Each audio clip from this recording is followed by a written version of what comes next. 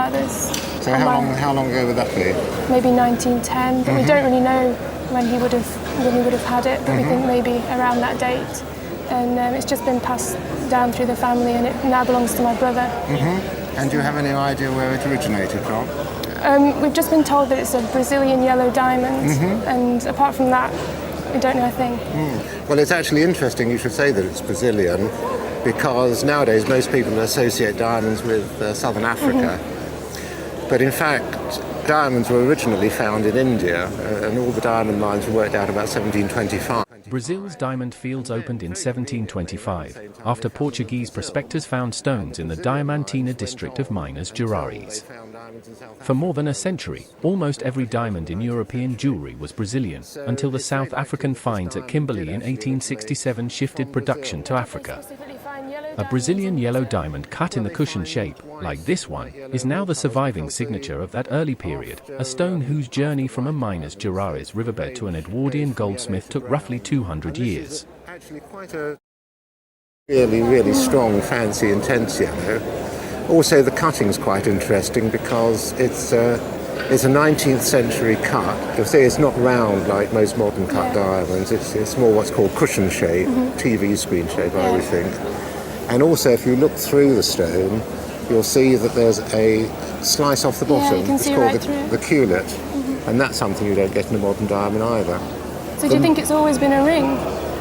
No, I don't think it's always been a ring, because actually the stone is much older than the setting. And with diamonds, they tend to get unset and reset and unset and reset, and it happens all the time. So what kind of dates the setting? Well, the setting probably dates from around 1910, because it's platinum, and platinum's a great material for mounting jewellery because it's very hard. But they hardly used it at all because it's very difficult to solder until around 1900 when they improved their technology. It's quite a big stone. I got a little gadget here that sort of very roughly measures the size of diamonds, but it only goes up to 2.5 carats, and 2.5 carats goes nowhere near that. And also these stones are quite heavy because they cut them much deeper than modern stones. So I think that this stone probably weighs somewhere between 4 and 5 carats. It's quite sizable. So you don't actually have this insured or anything, your brother doesn't have it insured? It's on the household contents insurance. So you get £500 for it if it was stolen? Something like that. If it was a really strong yellow colour, it'd be worth a huge amount of money. But even with this pleasant yellow colour, weighing between 4 and 5 carats, this has got to be insured for, well, at least £12,000. Anything between 12 and 15,000, I would say. That's quite a lot. It's really a super ring. Natural fancy blue diamonds are among the rarest geological objects on Earth. The color comes from trace boron atoms locked into the carbon lattice. Perhaps 1 in a billion stones shows it naturally. The most famous example, the Hope Diamond, sits in the Smithsonian in Washington. The Whittlespatch Blue, bought at Christie's London by Lawrence Graff in 2008 for £16.4 million, held the auction record for a blue diamond at that time. A small Victorian gypsy-set blue in this colour band is, in its quiet way, of the same family. It's a blue diamond. To see a blue diamond of this kind of colour is extremely rare, and in fact perhaps one sees one per year or 2 years. They are that rare. I think a lot of people assume that they come in white, but they also come in lots of fancy colours as well, of which green and blue and pink are probably the rarest colour to find. Because it's a Victorian stone, it means that all the weight of the stone is at the... The New York auction the appraiser mentions, 1996, $132,000 a carat, is the comparable that anchors today's figure. Auction prices for natural blue diamonds have roughly tripled since then. A late Victorian gypsy setting protects the stone but also dates the ring tightly to the 1890s, the moment when the cut and the social signal of the gypsy mount were both at their peak. Fancy grey blue, fancy intense green blue, fancy blue, fancy greyish blue, fancy grey blue, fancy light greyish blue. All these are different subtle nuances on blue. Now, I think that's a smashing colour. I think that's a beautiful depth of colour, and I personally haven't seen an old Victorian stone with that depth of colour. So looking at a kind of a precedent that's been set, a diamond that was a round, brilliant cut, that is a more modern cut stone, that weighed 1/3 of a carat, 0.32, remembering I'm assessing this at around about 0.4 to 0.45, was sent to the United States for certification. It was subsequently put into a sale in New York, and in 1996 it made, believe it or not, US 42,000. Good God. That's 132,000 a carat. Now, it would be very dangerous indeed to sit here and say that that diamond is going to be worth that kind of money. You're going to say to me, well, all right, what is it worth potentially? All I can say is that it ought to be worth, say, between £10,000 and £25,000. Is that a shock? It's a lot more than I thought, yeah. I'm sure it is. Yeah, I'm sure it is. It's the most yeah. extraordinary find, and you know, it's thrilling. One doesn't see these things, so to see one bought in on a roadshow, well, it's fantastic. Very exciting. This video is brought to you by Velco, the Antique Identifier app. Snap a photo of any item and Velco gives you an instant identification and a value estimate from its database of millions of antiques and collectibles. Available free on the App Store and Google Play. Now back to the appraisals. Well, my mother died last year and she left them to me. I'd seen her wear them, but I didn't really know what they were. And then when I got them home and I realised what they were because of the boxes. The red box with the Cartier signature inside, and of course they are Cartier jewels. And they are both signed on the back. Oh, they are? Yes, they are. I've had a good look. She obviously, clearly loved her jewellery. She did. My father used to buy her jewellery a lot. And in fact, bought all the girls in the family jewellery quite a lot, so that was lovely. Really? But of this kind of calibre? Well, no, not all like that. And when did he buy them? I think it was the 70s. And how did she wear them? She used to wear them on a suit usually. My father had racehorses and they used to go racing a lot. Cartier London operated through the entire Second World War from its showroom on New Bond Street. Platinum was reserved by government order for the war effort, so Cartier's wartime work shifted to high-carat yellow gold and large coloured stones, citrines, amethysts, aquamarines. The deep golden brown citrines in these pieces, mined in Brazil and cut in Idaho Burstein, define the look of the period. A signed Cartier set from the war years carries the maker's name twice, once on the box, once in the design grammar of every London piece between 1939 and 1945. Which they are now. They're now for pierced ears.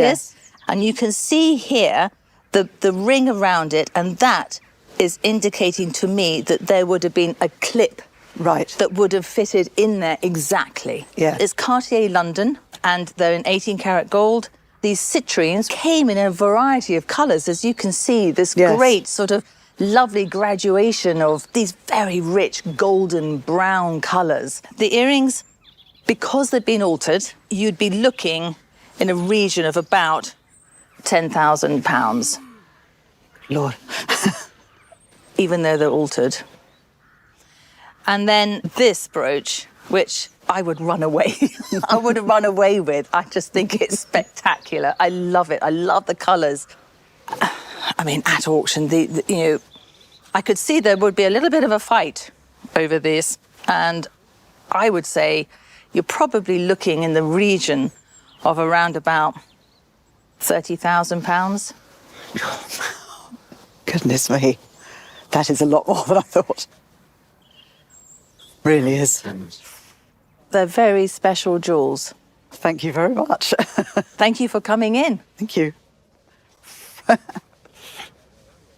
The Edwardian era, 1901 to 1910, was the moment platinum overtook gold as the high-fashion jewellery mount. Cartier in Paris pioneered the technique around the turn of the century. Edward VII's coronation in 1902 made it fashionable. Within a decade, the platinum-only piece had replaced the platinum-fronted, gold-backed pendant entirely. That mixed metal construction is what makes a subset of pieces, like this one, possible to date almost to the year. Because they're not always fantastic quality. The best of them come from Colombia, and they are characterized by this very intense blue-green color. then they get very wishy-washy sometimes, and they get so pale that frankly they look like very, very pale sort of marked glass. But the very best ones come from Colombia. The intense blue-green Colombian color the appraiser is reading is the signature of two specific mines, Muso and Chiva, both north of Bogotá, both operating since the Spanish colonial period. Stones from those mines command roughly 4 times the per carat price of Brazilian or Zambian emeralds at the top of the market. A drop emerald with that uniformity of color, set into an Edwardian period mount, is the kind of piece a serious gem dealer would chase across a London sale room. It's unusual that you see that sort of yellow mount. Now, that means we can date this probably to around about 1905. Right. After then, the jewellery was more or less totally superseded by platinum. So it's quite an early piece for its period. On the platinum chain, let me just have a look at that. What an emerald. I mean, it really is a cracking stone. It's a really deep blue-green colour of an intensity and uniformity that is just what people look for. So, there's the ingredients. The value for something like this is far higher than you would expect to break the stones out for. With a lot of pieces of jewellery that are made maybe in the 1950s and 60s, they are described as what we call break-up. You look at the content of diamonds and think, well, the mount's not particularly beautiful. And all I would reckon it at is the break-up of the stones. No way on something like that. That is going to fetch a price based on its beauty and its wearability. I think if this was being sold in auction, it's going to make something in the region of £3,500. That's lovely. That's lovely. It belongs to my daughter, so she will be very... Royal presentation gifts. The high-carat gold cufflinks given by a Prince of Wales to those who'd performed some personal service followed a near-fixed pattern between roughly 1900 and 1910. The cipher would be the Prince's, the workshop would be one of 3 or 4 London makers holding a royal warrant. The royal household's presentation registers still record the recipient names, most often equerries, household physicians, and gentlemen who'd extended discreet loans during a difficult moment in the prince's finances.